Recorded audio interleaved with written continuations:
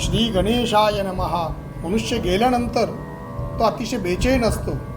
त्याला बेचैनीमध्ये त्याला समजत नाही आपला मृत्यू कसा झाला आहे, काय झाला आहे. त्याचा देह जळेपर्यंत तो बेचैन असतो. देह जळाल्यानंतर तो आपल्या घराच्या आजूबाजूलाच असतो आणि त्याला योग्य योनी मिळवून देण्याचं काम हे मुलाबाळांचं आहे. त्याचे जे विशेष श्राद्ध सांगितलेले ते विधी आहेत, त्या विधीनुसार त्या प्रेताला उत्तम योनी देण्याचं काम हे मुलांचं आहे.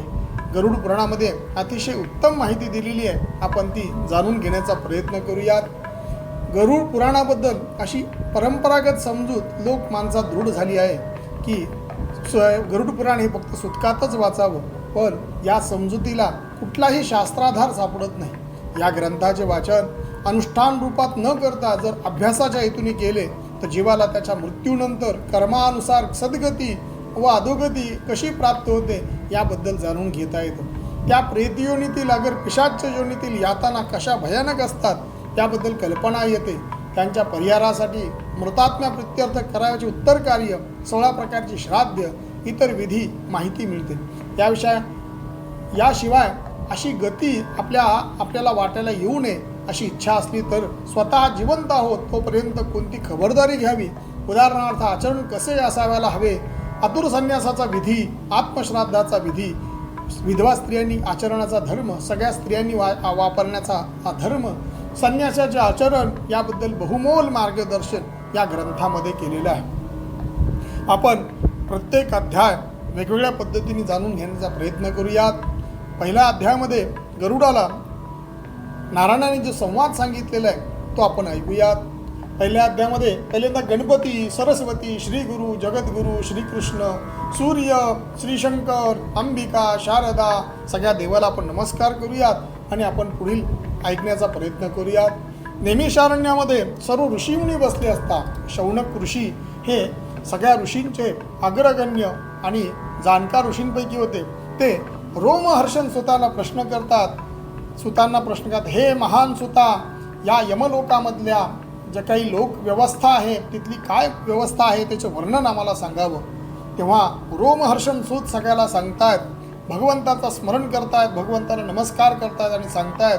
श्रीहरी मनोमनी स्मरण करून सूतमुनी सांगू लागले, पूर्वी कोणे एकेकाळी गरुडाने हाच प्रश्न भगवान विष्णूला विचारला होता. त्यावेळेस भगवंत सांगतात, माझा संचार, जे भगवंताला गरुड सांगतायत, माझा संचार अखिल ब्रह्मांडात असूनही मी यमलोक पाहिलेला नाही.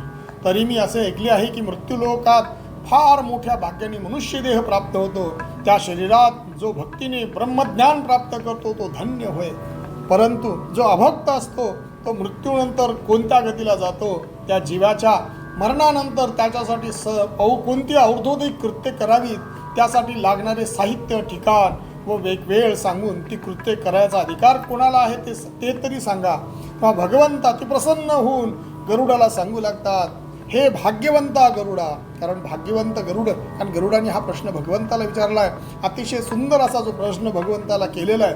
त्या गरुडाला सांगतायत, श्राद्धाचे 3 प्रकार आहेत. मृत्यूपासून 10 दिवसापर्यंत केले जाते त्याला नवश्राद्ध होय. नंतर 11व्या दिवसापासून ते 1 वर्षापर्यंत केली जाणारी श्राद्ध ती नवमिश्र श्राद्ध, आणि नंतर दरवर्षी एकदा केले जाते त्याला पुराण श्राद्ध असे जाणावे. जे नित्य आचार धर्मानुसार वागतात, त्यांना जिवंतपणे आणि मृत्यूनंतर सद्गतीच मिळते. मनुष्याने सत्कर्म दररोज करावे म्हणजे आपल्याला सद्गती प्राप्त होते.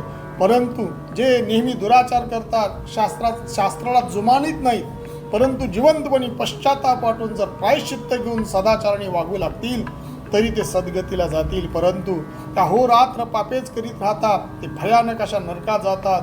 नंतर नरक यातना भोगून तेव्हा त्यांना पुन्हा मानवदेह मिळतो. तेव्हा त्याच्या कर्मानुसार मिळणाऱ्या दुःखाचे वर्णन करून हरीने स्वधर्माचरणाचे वर्णन महत्त्व सांगितलेले आहे.